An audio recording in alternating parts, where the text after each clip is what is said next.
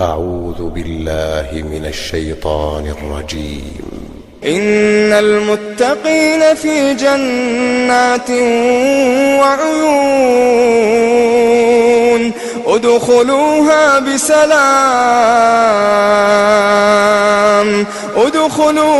بسلام آمنين. ونزعنا ما في صدورهم من غل إخوانا على سرر متقابلين لا يمسهم فيها نصب وما هم منها بمخرجين.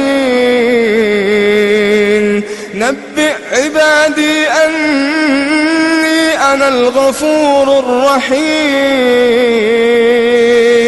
وأن عذابي هو العذاب الأليم. ونبئهم عن ضيف إبراهيم إذ دخلوا عليه فقالوا سلاما قال إنا منكم وجلون. قالوا لا توجل إنا نبشرك بغلام عليم.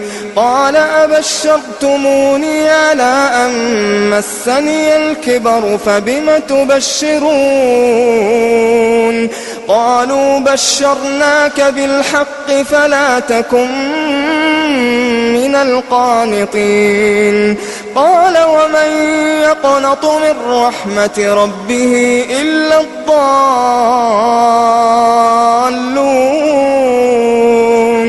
قال فما خطبكم أيها المرسلون.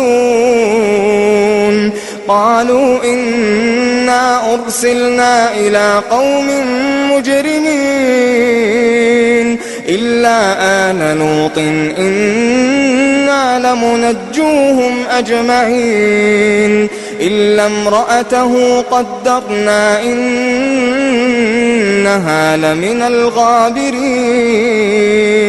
فلما جاء آل لوط المرسلون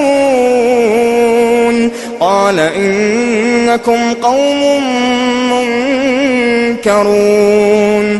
قالوا بل جئناك بما كانوا فيه يمترون وأتيناك بالحق وإنا لصادقون.